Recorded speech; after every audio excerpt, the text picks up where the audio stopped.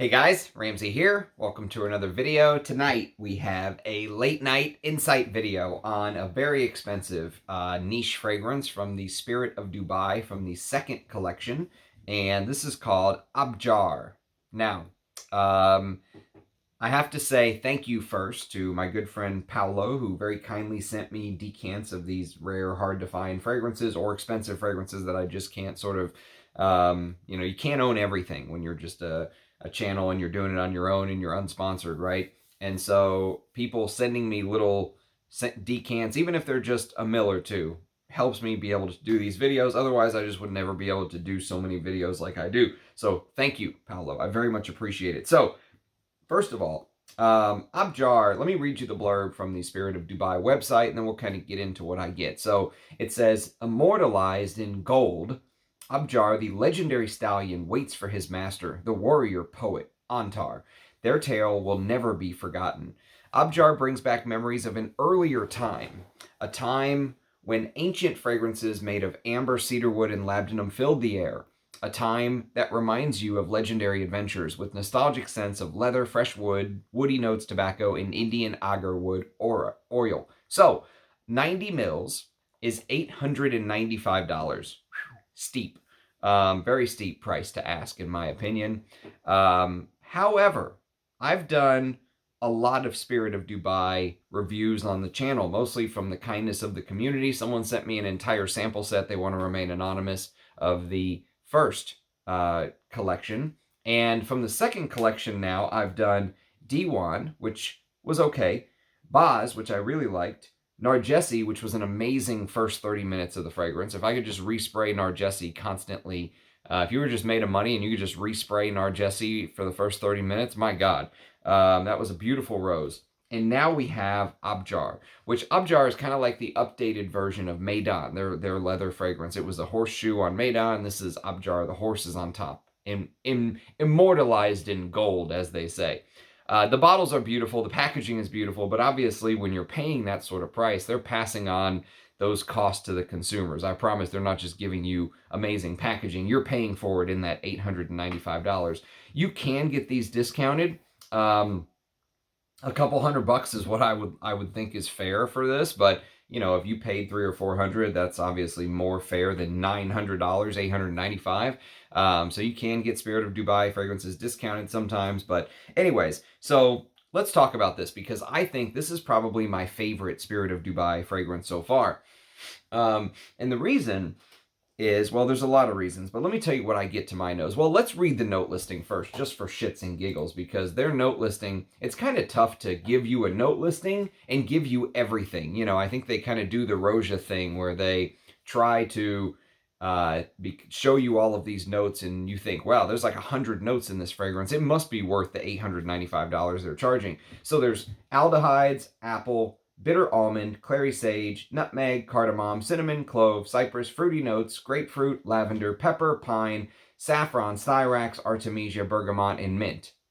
That is the top. The heart is balsamic notes, honey, akigala wood, cashmeran, Indian oud, leather, gaiac wood, labdanum, rose, birch leaf, cedarwood, cypress, earthy notes, frankincense, lily of the valley, myrrh, geranium, hedione, and jasmine. That's the heart. The base is castoreum, civet, musk, patchouli, tobacco, Australian sandalwood, benzoin, gaiac wood, sandalwood, sweet notes, tolu balsam, tonka bean, amber, oud, praline, vanilla, and vetiver. Are there any notes that they left out? So that is the note listing. And it's funny because if you go back to some of the great masters of perfumery, like Edmund Runitska, I believe he once very famously said that the nose can only detect 3 or 4 notes at once. After that, it just gets overloaded. So most of these notes are just, going to go the wayside, basically. So I'm going to talk to you a little bit what I get when I wear the fragrance and how it develops on my skin. And I've only had a chance to test this twice, by the way. This is the second time tonight I'm wearing this as sort of a scent to bed. And when I wear scents to bed, by the way, I'll usually wear one here and one here and one here and one here. So I will spray multiple things and smell them as I'm going to bed. And then when I want to focus in on one, do a video, I'll do like this and just do one spray here because usually I'm wearing my scent of the day on top of my hands, if you will, which I can still smell. Venezia Uomo by Laura Biagiotti. Beautiful. Go check out my vintage gem review on that fragrance. So let's talk about Abjar. So how does it break down on my skin? So first of all, to my nose, this opens up very upscale. Obviously, you're spending almost $900. It better open up upscale, but it opens up with a very convincing oud. One of my biggest complaints about the first generations, we'll talk about some of that later on in more detail, but I didn't think that the oud note was very convincing outside of their just eponymous labeled oud, right? Outside of oud, outside of Spirit of Dubai Oud, which is one of their fragrances in the first collection, I think the most expensive. I think it was over $1,000. The others in that collection, the oud note did not come across as convincing. The oud note is awesome in this fragrance. Slightly funky, slightly woody, and very high class smelling, like a proper oud, right? Like you're smelling the real thing. And even if they were using the real thing in the first generation, they didn't smell legit to me. And when I say that, I'm not saying that they're not using real oud, because I'm just saying that they smelled slightly synthetic. It smelled, I think one of my beefs with the first generation is I said that Meydan, which is the one that is basically Abjar is modeled off of Meydan. Meydan smelled like a Tom Ford to me. I mean, it had that sort of oud profile, right? This one smells much more higher class. This can, in the first 30 minutes, and it changes, you know, it smells like you're smelling something that is absolutely giving you a real proper oud accord. Even if it's synthetic, right? Even if it's majority synthetic, they improve their processes to the way where, you know, it smells like you're definitely smelling the real deal Holyfield, right? And so it opens up slightly spicy and aldehydic as well, and funky. It's got that funk to it, that natural oud, fermented oud funk, which I love. And since they're going with the whole horse on top of the bottle on this one, I figured I would just give you sort of a imagery. So imagine this image, right? You're standing outside. It's a beautiful day at a horse race, and this horse comes whizzing by, and you notice some of the details because it's just the most beautiful horse you've seen in your life.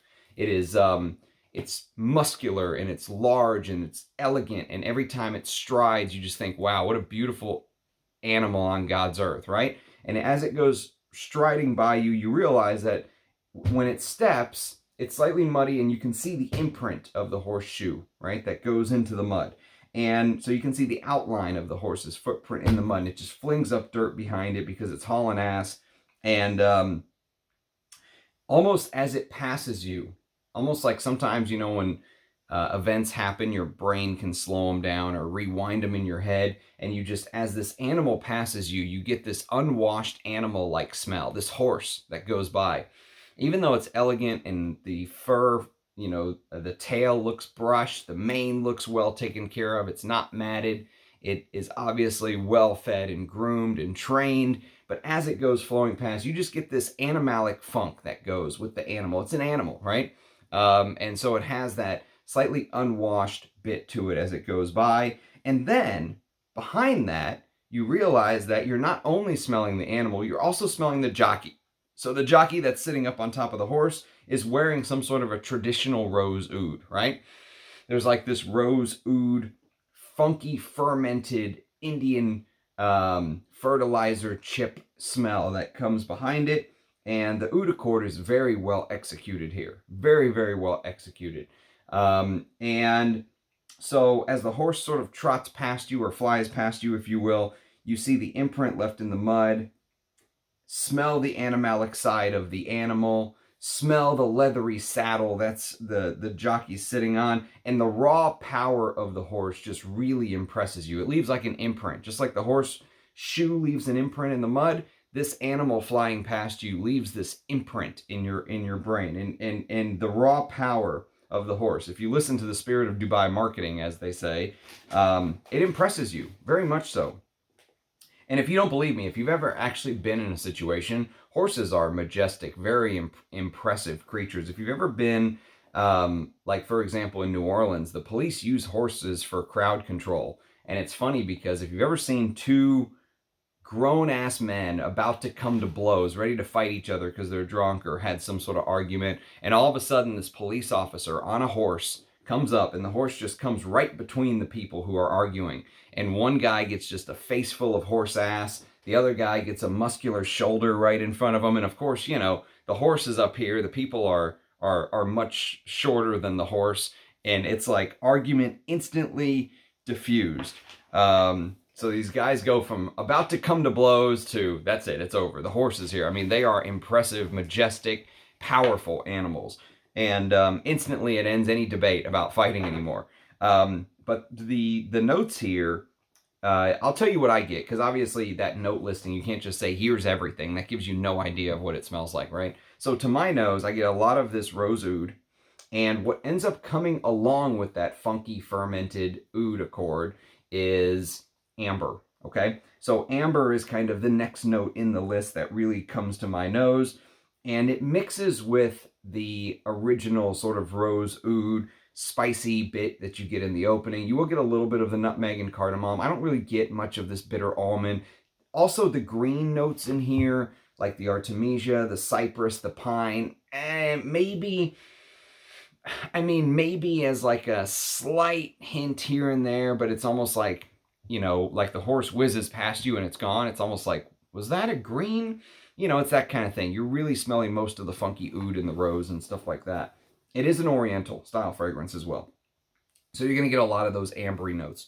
And it smells very high class. The ambery turns very syrupy, and it's executed in this Middle Eastern style where it's thick and heavy, right? I like that. And the rose almost smells like a mix of roses, a rose blend, right? It smells like a rose bouquet, if you will. And the bouquet of roses could be something like Indian roses meets Bulgarian roses meets a Taif rose, Taif rose, something like that. You know, it really feels like you're getting a bouquet of different style roses, and it smells very high class too as well. The rose bouquet smells amazing as well. And so I really like the scent profile from the get-go. I don't have, you know, much of my concerns from the first collection that I complained about. Go watch my video of Meydan from 2022. Go listen to my complaints. A lot of it was, this is kind of what I expected Meydan to be. So Meydan had a couple problems to my nose. Instantly, I started, when I went through the Spirit of Dubai sample set, the first collection, I started with the oud because I knew oud is a big thing. If you're charging $500 to $1,000 a bottle, that's a lot of money. No matter how you slice it, that's a lot of money for a perfume. So if you're going to be the Roja Dove of the Middle Eastern market, you better have oud nailed down. And so I started with oud when I went through my first sample set because I wanted to smell what type of oud they were using in the other compositions. The problem was I felt like they pulled a little bit of an okie doke on me. They used an extremely high quality oud in their just original oud. But then when I smelled some of these other compositions like Fakhama or Meydan or Majalis or all of these other ones, right? It felt like the oud accord was more synthetic smelling. Okay, I'm not saying they're not using real oud, so don't sue me, Spirit of Dubai. You very well may have been using real oud. One guy left a comment recently, just as a sidebar. He goes, it's funny because if they take a piece of oud and stir the pot with it and then throw the piece of oud over there, they can technically say there is oud in there. So, you know, the whole, is it real, is it not real? I think that argument has become kind of null and void. It's more, does it smell realistic versus does it smell synthetic? And the first collection, outside of the original oud, had some very synthetic smelling compositions.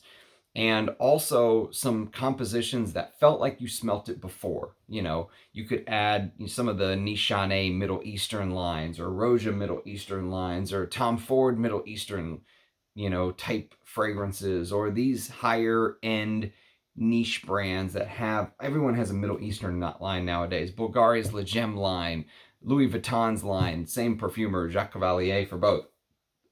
Christian Dior's Oud Ispahan, all of these Middle East, there's a million of them now, billion of them it feels like.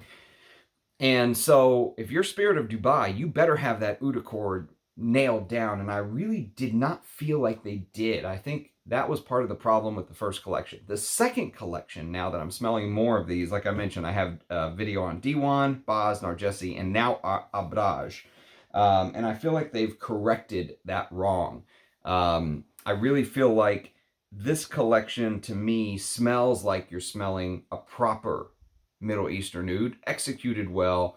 It's blended properly. This is what I expected for me. Abjar is what I expected Meydan to be. I was so excited about Meydan because I smelled their original oud and I went, oh shit, this is really good. I think if you said, Ramsey, you can pick one fragrance from that first collection, I would probably pick the just original oud or Majalis. I really like Majalis because of that Arabic coffee style. And being I was born in Jordan, I have a huge soft spot in my heart for an Arabic coffee style fragrance. And Majalis hit the nail on the head for me. I loved it. Absolutely loved it. But it's so expensive. It's ridiculous. And so for me, this sort of corrects some of those wrongs. Abjar is what I expected Meydan to be. It, when they put out their original perfumes in 2015, I feel like that, they had some issues with, like I said, the sweet notes that were coming through seemed off. Some of them seemed too sweet. Some of them didn't seem very well blended. The oud note didn't seem convincing. And I really feel like that they sort of fixed that with this. And that makes me happy. That definitely makes me happy. I never smelled a Spirit of Dubai that has convinced me enough to go buy a full bottle. But I've often said, if you gave me a bottle of this, I would absolutely wear it, 100% wear it. Because this corrects that error. Would I also wear Meydan? Yes, I would. They're not so bad that I'm like, this is bad perfumery. But I feel like with the second collection, they've kind of taken the next step. The problem with this brand is I feel like there's still another step or two they can take, especially for the price that they're paying. So they're definitely not on the mountaintop. They're climbing it. They're getting better, but they have a ways to go, in my opinion. But that generic sort of saffron-y synthetic oud accord that I really felt was out of place in some of the Spirit of Dubai fragrances from the first generation is corrected here. This smells very high quality. And the other part of this fragrance that just tickles my funny bone is that the leather accord and the way it's executed here is to my style of liking. This is an animalic, challenging leather. Well, it is for the first hour or two. I feel like it kind of just turns into this, it's not like the civet and the castoreum just really go away, but they tone down as the hours go by. Let's say that.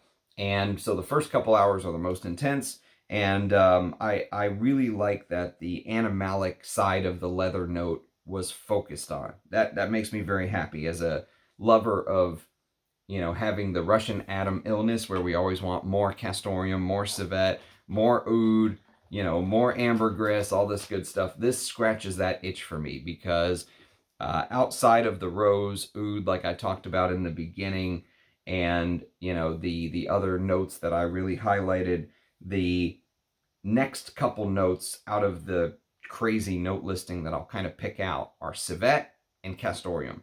And those notes deliver. I mean, they deliver exactly what you would expect from a heavy animalic leather execution.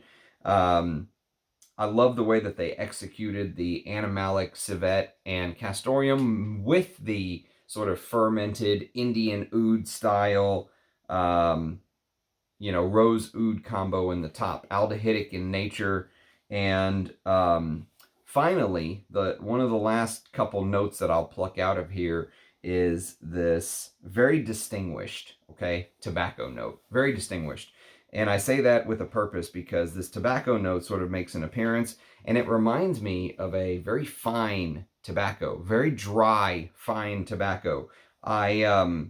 It's rich and warm, and it smells unlit, like you've taken the cigarette and just taken some of the tobacco out. Just crush the cigarette, let the tobacco fall out. So when I went to the museum last week, I went to the Dallas Art Museum, and they had a special Islamic exhibition, and in that Islamic exhibition, they had some Islamic art, and one of the things they had was like a sort of brass serving tray, and it was decorated with all of these images, beautiful, right? But I remember those sort of serving trays in my family, and so one of the traditions, if you will, when you went to someone's house back in the day. This is 30 years ago, okay? So they probably don't do this anymore. But, you know, one of the things that brass tray triggered in me was a memory of children kind of carrying this brass tray with a bunch of cigarettes on it. And it was sort of customary to offer different types of cigarettes to your guests because you didn't want to be a bad host, right? Back in the day. So you would have your Camels, your Marlboros, your Kents, your Benson and Hedges, your Parliaments, your Pall Malls, your Winstons, your Dunhills, etc., etc. And they got to pick which cigarette they wanted to smoke while they were in your house, right? But the tobacco in Abjar, oh, it's beautiful. It turns into a very lazy-like tobacco. Not lazy, but almost like you're being waited on. You know, you're at someone's house who is a great host, and they're taking good care of you, and it's almost like they're putting the cigarette in the mouth and lighting it for you. They're almost smoking it for you. You know what I mean?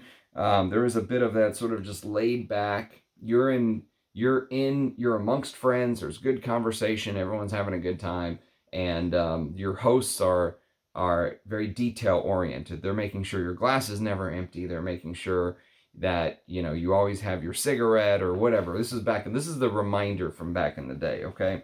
It's a comforting tobacco, I guess is the way I could say it. It's a very comforting tobacco. And, you know, it comes off as slightly fuzzy, slightly hazy, but very dry. And I really like that. So I like the animalics. I like the leather. I like the tobacco. I like the oud in the opening. It smells very convincing. And the other thing I'll say is I like what they didn't add to the perfume. So the first one had an apple-y fruit note in the top that was very prominent. Or at least you could pick it out easier than you can in Abjar. They've toned down that apple like you would get in Promise. Promise is the king of that apple Middle Eastern style. If I want that, I'll just wear Promise, right? So this tones this down. It also lists some very synthetic notes like Akigala wood and Cashmeran, Hedione. There's nothing wrong with any of those notes. But I feel like the synthetics in this fragrance, Abjar, compared to Meydan, let's say, the synthetics are executed in a more professional style. I think if you go back and watch my video on Meydan, I said it feels like they just need a perfumer to come in and execute this properly. And actually, that's exactly what this feels like they did. The Akigala wood doesn't feel like Quinton Biche did it, where it's an Akigala bomb. The sweetness that was an issue in Meydan that felt out of place, that felt almost like, you know, there were two opposing forces. The dry Middle Eastern style leather of the fragrance versus the sweetness, and they kind of butted heads. That sweetness is removed. And what's interesting is what they ended up replacing it with is a sort of bitter honey with this resin, this big resinous ball, right? And inside of that resin is all of these resins that they list. So you get things like frankincense and myrrh and tolu balsam and amber, which I mentioned earlier, and benzoin and tonka bean. And I actually have actual tonka bean that Russian Adam sent me here on the Arige La Dorée blotter. So actual tonka bean. Actual tonka bean is so bitter and spicy and nutty and cinnamon-like. There's this cinnamon sort of aspect to it, but more importantly, there's this hay-like tobacco, okay? And it's a great note in and of itself. It's nothing like the sweet, disgusting, syrupy, high fructose corn syrup tonka you're probably expecting from modern perfumes. The actual ingredient is so different, so beautiful. And you get a little bit of that with these resins. So, you know, I'm mentioning the tonka because of the tobacco, because they definitely share. Tonka is usually used to sweeten the tobacco a little bit. And there is a little bit, but it's not overbearing like it was in Meydan. And, you know, I really like that execution, right, of some of the resins, okay? What I don't like, this is my biggest complaint about Spirit of Dubai fragrances, and it was a huge complaint with whenever I reviewed the Rose one, Narjesi, from the second collection. The opening of Narjesi is absolutely mind-blowing. One of the most beautiful rose openings I think I've ever smelled. Malik Al Taif, Narjesi, Rose de Taif by Paris Monte Carlo. These fragrances are some of my favorite rose type fragrances. Rose heavy, Lyric Man, stuff like that. The problem is with Narjesi is that it only lasted like 30 minutes and then it changes, and not for the better. It loses that beautiful rose opening, and I understand it's hard to maybe keep something like that going, but man, it feels like the rose note in Malik Al Taif goes on forever, right? And so for here, Abjar has a little bit of the same problem. Not as much, because this one lasts a little longer with the animalics and the leather and stuff like that, but it starts to change, and not for the better. Like, I'll give you an example of what I mean. So when I wear Russian Adams perfumes, like when I wear War and Peace or Antiquity or Russian Oud or whatever it may be, those fragrances are kicking 10, 12 hours later because the materials he's using are so high quality. The Oud is usually used as a base. Oud is a very long lasting, right? You put Oud in the base, you're going to smell Oud for a long time unless you place it a certain way in the distillation or composition or whatever it is. And I feel like with Spirit of Dubai, they give you something amazing in the opening. The opening of Abjar is like, man, if I could just bottle that and let that go for 10 hours, I would be a happy, happy ramp. I may even buy this. But the problem is that it doesn't last for 10 hours. It lasts for an hour or two and it changes, and not for the worse. It doesn't seem to make it, and not for the better, I should say, for the worse. It doesn't seem to make it to the finish line. And that is my biggest problem with Spirit of Dubai fragrances, is that it feels like they're playing a little bit of a game, where they're trying to get the people who are just spraying it and they're like, oh my God, this is the most amazing thing. Here's my $900. And then when they actually wear it, they realize that the last 8 hours of the fragrance is different. I mean, it changes. And so they give you a glimpse of something, and that glimpse is beautiful, to be fair. But then they kind of take it away. And so if money is no issue, honestly, for me, I would buy Abjar, and I'd reapply this when I wear it every 3 hours. 3 or 4 hours, reapply, bam, you're done. Just all over, right? But most people are not just going to want to spray away with a $900 fragrance. And so, I mean, you do get 90 mils. That's a lot of spraying. But, for me, I expect more. I expect more. It feels like they're placing the oud and stuff like that in the top and catching your attention early, the beautiful rose. And then as it dries into something pleasant. And, hours in, 2-3 hours in, you'll still get a little bit of the civet and the castoreum, but it's lost a lot of the growl, that it had. And the rose lost a lot of the fresh glimmer that it had. The oud lost a lot of that fermented, funky woodiness that you get in the opening. And what it dries down into is sort of a resinous, oriental style fragrance. So you get a lot of the benzoins and the tonka beans and the tolu balsams and the ambers and stuff like that, okay?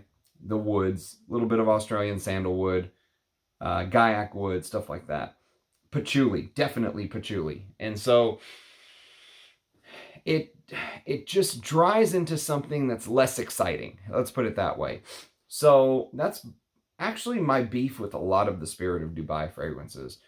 So, yeah, that's my take. I mean, if they could just make that opening last, and I feel like if they were using ingredients on par with someone like Russian Adam or Bortnikov, they could do that. See, that's why I would just wear my Russian Adam or Bortnikov stuff, especially for these prices. If you're going to pay these prices, get yourself an NSAR. Get yourself this really feels like they're catching some of the folks who are just not familiar with what else is out there walking through the mall or something, or they just love the fancy bottles because they look good on the shelf and they just know that they smell good, right?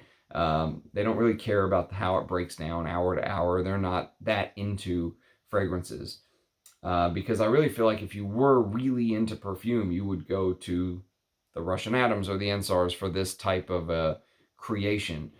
So that's my beef. I mean, maybe in the base you do get a little more like musk. That's something I should mention. There is a muskiness that comes through, and the musk smells High quality. You know, it smells like you're smelling a high quality musk, but not a real musk. It's not like you're getting a real Siberian deer musk or Tonkin musk or something like that. But it does smell. It does smell like a quality musk, and maybe there's some vetiver that you'll come through as well. In the base, vetiver is another very long-lasting note, but it loses its sparkle. Right, the horse has galloped by, and now you're staring at the place where the horse was galloping, trying to get that sniff from the beginning. So you'll have to reapply. You'll have to wait till the horse comes back around again. So that's sort of my take on Spirit of Dubai. I appreciate you sharing this, Paolo. Thank you very much for your generosity. I still have another spray or so to remember you by, Abjar, but I do not think this will be a full bottle for me. But if you have experience with Spirit of Dubai or with Abjar, do let me know. I love to hear your comments, especially on these expensive, hard to come across fragrances. If you have experience, share it in the comments. I love hearing your thoughts, love the interaction, love the back and forth. So thanks to everyone who supports me, watches these. I know sometimes I can kind of ramble on, but that's one of the great things about, I think one of the good things about my channel is that I don't really have I'm not catering to the YouTube algorithm. So I can go anywhere, say anywhere, say anything about the fragrance or whatever it may be. And if the Spirit of Dubai folks don't like it, well, that's not my problem. So, anyways, appreciate you watching. Thanks, everybody. As always, cheers, guys, and I'll catch you next time. Bye-bye.